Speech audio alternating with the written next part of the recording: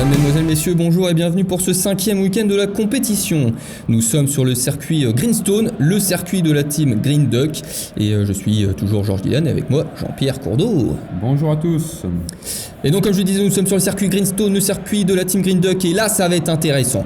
Parce que la team Green Duck est 4e. Elle vise clairement une victoire pour toute cette compétition.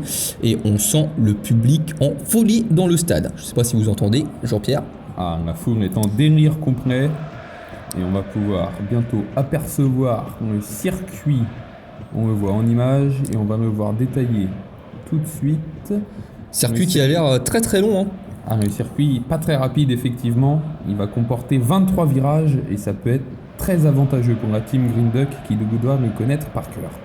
Et d'ailleurs nous allons voir ça tout de suite car c'est la team Momo, faux espoir, la team Momo qui entame le premier tour de cette qualification. Ah oui, en effet, énormément de virages, ça va profiter à toutes les équipes qui connaissent les virages, notamment celles qui s'entraînent en montagne particulièrement. Je pense notamment à Snowball, aux Rangers dans les rues de Monaco, Limers aussi pas mal, Roro Rollers, Team Primary, enfin toutes ces équipes-là. Team Momo qui va peut-être arriver bientôt, on va voir un peu à quoi s'en tenir. On est sur le 34 secondes 20 centièmes. Est-ce un bon temps? Je ne sais pas.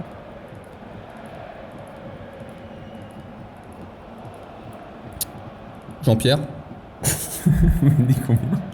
Pardon? 34 secondes et 40 centièmes. Ah oui, ça peut être un très bon temps. Le podium va se jouer autour des 34 secondes. Et en effet, on voit ce que Team Roro, 35 secondes, 35 centièmes, 35-35. Ils sont bons sur les mathématiques, mais en termes de temps, pas ouf. En même temps, Team Roro, compliqué. Ils sont 15e sur 16 au tableau général. Donc ça va être compliqué pour eux de jouer quelque chose sur toute la computation Marbula One. Team Hornet 35 secondes 43 centièmes, mauvais temps, pas terrible. Et c'est la team Thunderbolt qui est partie en attendant et la team Limers qui part aussi de son côté. Énormément de virages, on voit que ça peut en déstabiliser quelques-uns, mais pas Thunderbolt 34 secondes 09 centièmes. Je pense que c'est le meilleur temps pour le moment. Temps incroyable de Thunderbolt qui a maîtrisé les virages à la perfection. C'est la team Midnight qui est partie de son côté. Team Midnight 11e au tableau général, c'est avec 16 points. Ça va être compliqué de remonter aux fesses des autres concurrents, beaucoup plus au-dessus. Team Limers, ça va être compliqué, très très compliqué. 35 secondes 81 centièmes, ça peut aller encore, je pense. Et du coup, et comme je disais, on est au 5e week-end, donc la 5e course sur 8. Donc là, on va commencer à entrer dans les dernières étapes. Dans les moments importants, il va falloir aller choper le plus de points possible. Et du coup, toutes les équipes en bas de classement, là, ça va être le moment ou jamais. Je pense que même c'est déjà trop tard, on va pas se mentir. Le tableau prévisionnel, Thunderbolt 34 secondes 09 centièmes qui prend le lead. Mais ce n'est que le début. C'est Orangers qui va... Non, Melo Yellow, pardon. Melo Yellow qui est parti de son côté, ça y est. Qui va essayer de faire le meilleur temps possible sur ses qualifications. Melo Yellow qui est 10e avec 18 points. 10e, ça peut paraître bas, mais 18 points, ce n'est rien du tout. Car vous savez, 26 points pour la Team Ball of Chaos qui est 6e. Donc ça ne se joue à rien. Mais les prochaines courses vont être déterminantes pour le tableau final de toute la compétition. Melo Yellow qui va bientôt arriver. Melo Yellow qui a fait un très très bon temps pour l'instant, qui a été devant sur les deux premiers secteurs et qui finit en tête avec 33 secondes 61. C'est exceptionnel sur ce circuit. On voit la team Raspberry qui est juste derrière et qui fait un temps beaucoup moins bon avec 1 seconde 24 de retard sur le deuxième secteur déjà. Il va sûrement dépasser 35 secondes à l'arrivée. Il va faire 35-71 en 7ème position. C'est terrible pour Team Raspberry, qui était une équipe prometteuse au début de ce tournoi, mais 9e au tournoi au tableau général avec 18 points. Team Rangers qui va bientôt arriver, la Team Snowball qui est partie de son côté.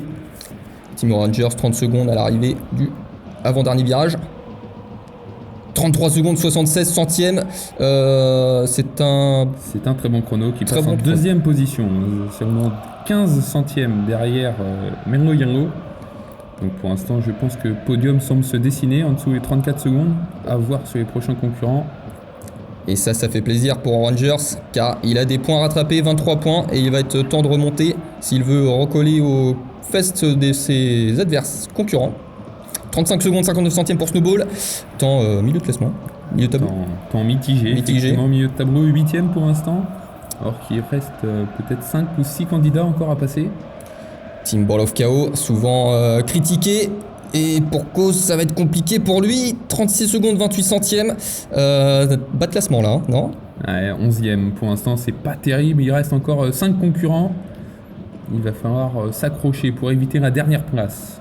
Team Primary qui est parti. J'en profite pour vous lancer le jeu concours, le célèbre jeu concours que tout le monde attend, en partenariat avec Justin Brifford. Je fais vite. Aujourd'hui, tentez de gagner 400 500 crayons de couleur.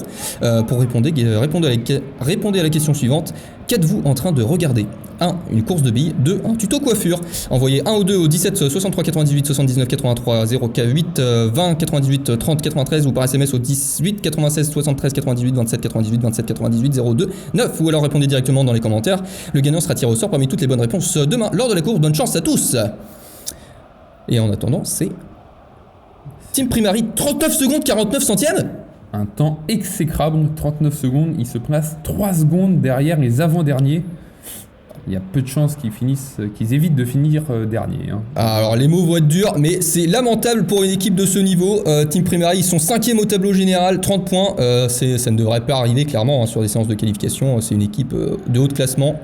Effectivement, sûrement un accident. Hein. Il va se faire remonter les bretelles et revenir encore meilleur pour la course. Voilà, oui, ça va parler beaucoup dans les stands à la fin de la qualification. Je pense qu'il y a des licences qui vont sauter. En attendant, Savage Speeder, 35 secondes 69 centièmes, il nous a habitués à beaucoup mieux.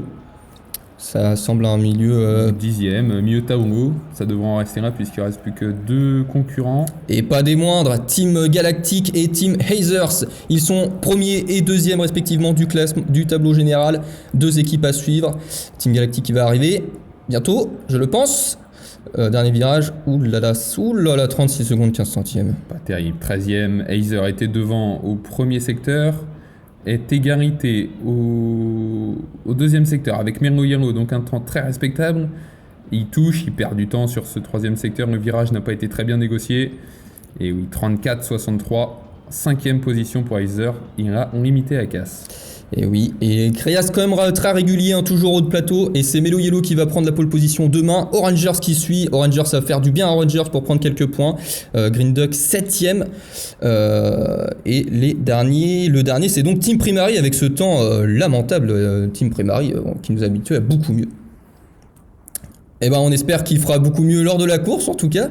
On vous dit à demain pour la course. Jean-Pierre, à demain. À demain.